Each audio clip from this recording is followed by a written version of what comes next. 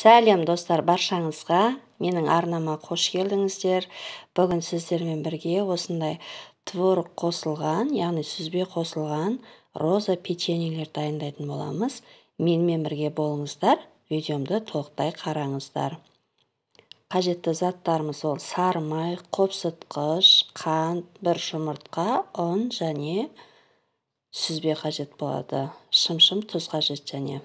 Бір жұмыртқамызды венчиктің көмегімен біркелкі болғанша осылай араластырып аламыз. Үстінен қантымызды салып, тағы да араластырып аламыз. Шым-шым тұзымызды саламыз, тағы да қозғап жібереміз. Сары майларымызды кішкене ертіп, немесе бөлме температурасына қойып, үстінен қоссаңыздар болады. Мен ертіп қосып алдым. Енді үстінен сүзбемізді салып, егер сүзбелеріңіз майда болса, осы венчикпен қозға берсеңіздер болады. Менде ірілеу болғандықтан блендердің көмегімен біркелкі болғанша езіп алдым. Сүзбенің майлығы пайызы маңызды емес. Толық рецепті төменде описание бөліміне қалдырып кеттім достар. Сол жерден қарап көбейтіп жасай берсеңіздер болады.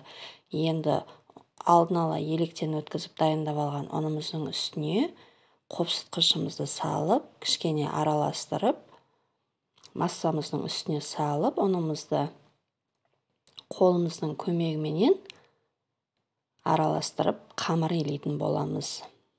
Ұндарыңызды бірден салып жібермеңіздер, екіге бөліп салыңыздар.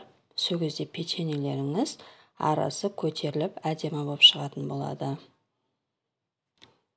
Достар, менің YouTube арнама тіркелмеген болсаңыз, тіркеліп, қоңыраушаны басып кетіңіздер. Алдағы уақытта көптеген қолжетімді заттардан тұратын рецепттермен бөлісетін боламын. Және қазақша контенттің дамуына өз үлестеріңізді қосып, комментарий бөліміне өз пікірлеріңізді білдіре кетіңіздер. Міне қамырларымыз дайын болды. Орташа болып шығады. Ешқандай май, ұн сеппейсіздер. Екіге бөліп жайсаңыздар да болады, өздеріңізге ыңғайлы етіп. Менде үлкен бір зуала шықты.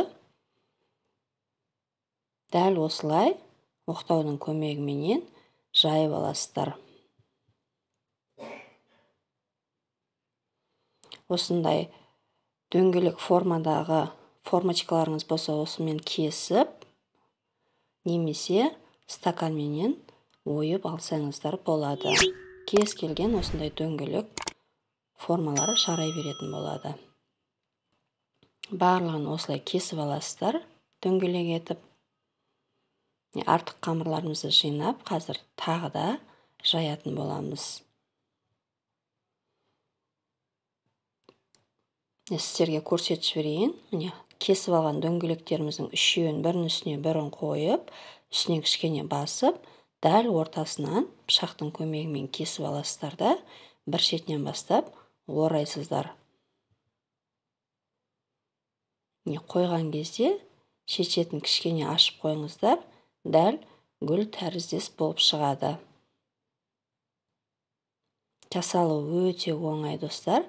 Сіздерге де жасауға кеңес беремін. Шаймен ішкенге өте дәмді. Сіздер де жасап, отбасыларыңызды қуантыңыздар. Міне тағы біреуін жасап көрсеттім. Өте оп-оңай. Осы уақытта пештеріңізді қыздырып қойыңыздар 170 градусқа. Противеніміздің үстіне пергамент қағазын төсеп, осылай араларын кішкене ашып, орналастыратын боласыздар. Міне дәл өздеріңіз көріп тұрғандай, дайын болған печеньелерімізді духовкаға салып, қызып тұрған духовкаға 20-25 минут пісіріп аламыз. 170 градусқа қойыңыздар. Міне сол аралықта пісіп шықты печеньелеріміз. Дайын болған печеньелеріміздің үстіне осылай қант ұнтағын әдемілік үшін барлық жеріне жететіндей етіп сеуіп шығамыз. Осыменен печеньелеріміз дайын. Шаймен қосып ішсеңіздер өте дәмді болады. Мен әдемілік үшін осыны сыртынан қағазға қойып шықтым барлығын. Дастархандарыңызға одан сайын әдемі сән беретін болады. Назарларыңызға көп-көп рахмет. Сіздерге де ас болсын. Сау болыңыздар.